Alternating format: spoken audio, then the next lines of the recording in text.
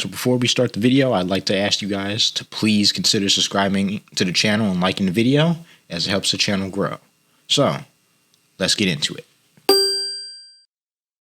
Alright, so week 11 of the NFL season is coming to a close, and for the Chicago Bears, they take a devastating loss to the Detroit Lions on Sunday.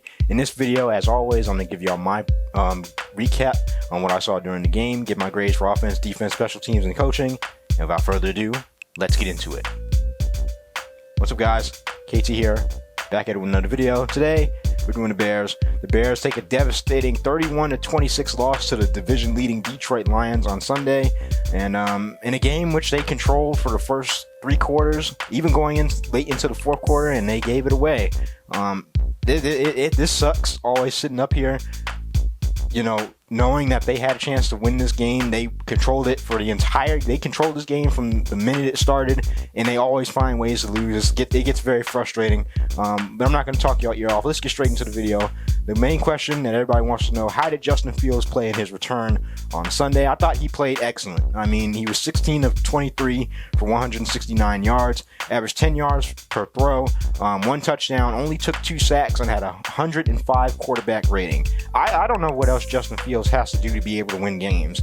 He also rushed for 100 yards, and I'll get to that in a minute. I don't know what else he has to do. I mean, he can sit in the pocket, he can throw the ball. He had a deep strike to DJ Moore while stepping up into the pocket. It was right there. You know, he controlled the game. He ran the offense like people wanted him to run the offense, play ball control football. He didn't turn the ball over. What more can he do? I thought he was good at evading pressure up until the final sack of the game. I just don't know what else he can do. I mean, he only has 7 games to really prove himself, but I think he took a good step. But he's not throwing enough. 16 of 23 is not enough, and I don't think that's on him. But they need to let him throw the ball more, as he was good. He was good on Sunday. He was getting guys open, throwing guys open, making the right reads, throwing under pressure. I mean, he played an excellent game on Sunday. I don't know what else he can do to help this team win. Rushing the ball.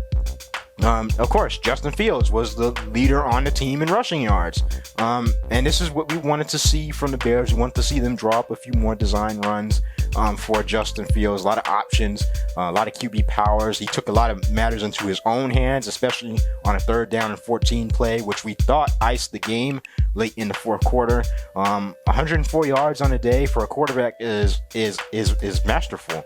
Khalil Herbert made his return. He had 16 attempts for 35 yards, only averaged 2 yards per carry. Deontay Foreman was killing him early. He dealt with injury. His ankle was still bothering him. Roschon Johnson got involved. They had 169 rushing yards. They outrushed the Detroit Lions. I mean, I just don't know. And I thought they went away from that in the second half as well. They stopped getting under center. They stopped playing power football. They ran it 3 straight times in the 4th quarter with the same exact run. But other than that, I thought the rushing did pretty well for the Bears. I thought that was their strong suit. DJ Moore, 9 targets, 7 receptions, just came short of 100 yards, and he also had a touchdown. 96 yards on the day, and he didn't get a target in the 4th quarter. I just don't know. I mean, Darnell Mooney, the 2nd leading receiver on the team, only had 24 yards. Cole Kmet had three catches for 20 yards. St. Brown got involved for 19 yards and 2 catches. Khalil Herbert even got involved. But, you know, we're all going to look back to that play where, you know, Justin Fields, they need a first down. First down ices the game, and he throws it up to Tyler Scott. And Tyler Scott trips on his own feet because he wanted to slow down, and he couldn't track the ball, and he just flat out doesn't get to the ball. That's going to be the play we look back on and be like, okay, any other receiver makes that catch. If that's Marvin Harrison Jr., he makes that catch. If that's DJ Moore or Darnell Mooney, they make that catch. So, but other than that, I thought the receiving did really well today. They were able to get open. They found spots in the zone. Overall, I thought the offense played pretty well. I'm going to give them an A, and just a solid A. When your quarterback plays well, that elevates the entire offense. They ran the ball well. The offensive line played pretty good as well. A few mishaps here and there, so I'm going to give them a solid A on the day. Defense. Now, this is going to be controversial. I thought the defense played well. They held Detroit for 14 points for most of the game. They turned Jared Goff over 5 times, I think. You know, he threw 4 interceptions, and I think he lost a fumble or something. TJ Edwards, leading tackler on the team, 9 total tackles, 5 solos, 1 interception, 1 pass deflection. He was everywhere. His running mate Tremaine Edmonds also had 4 solos, 8 totals, and 1 interception and 1 pass defense. Everybody was flying all over the field. The secondary was playing well early in the game, but again, in the second half, especially in the fourth quarter, they gave up 14 straight points, touchdown after touchdown. Soft defense. The coaches got away from the man they were calling. They got into this soft cover 2 zone, which never works because they can't generate a pass rush at least consistently enough. They sacked them twice, but when it came down to it, they couldn't get to him late in the fourth quarter.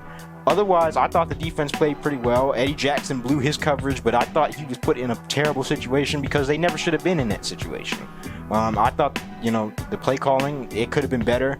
They started blitzing when they didn't need to. It was just a poor showing for defense in the fourth quarter, and they also gave up a touchdown late in that second quarter right before halftime. But otherwise, I thought they played pretty well. They got Jared Goff under pressure. They turned him over 4 times. What more can you ask the defense to do, especially against Jared Goff, in which I said you need to generate pressure on him to make him uncomfortable. They did that, and you still can't win the game. I'm going to give the defense a B-.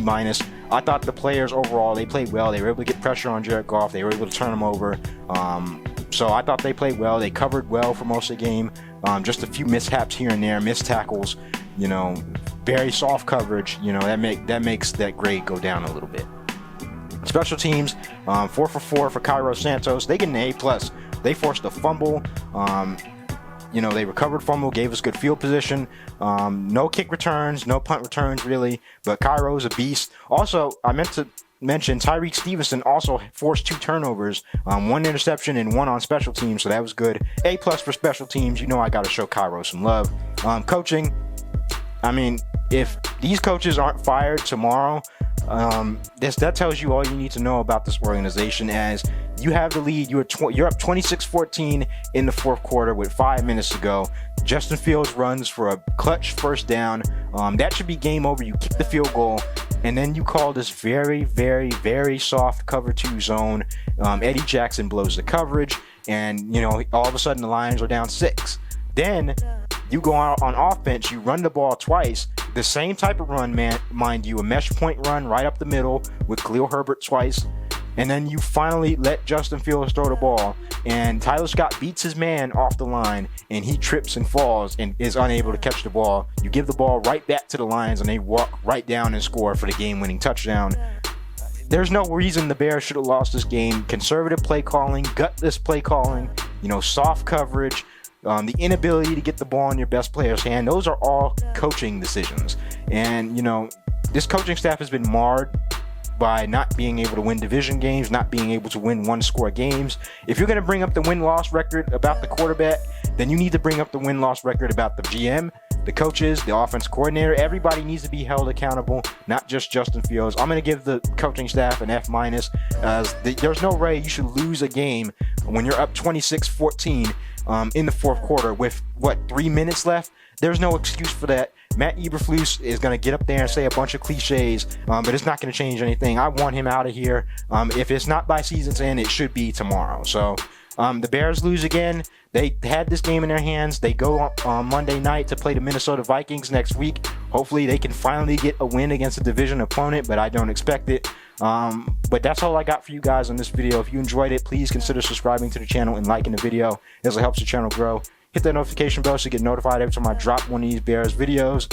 Follow me on social media, as there's bound to be a lot of outrage and news coming about the Bears in the next few days. And as always, guys, bear down, and I'm out. Peace.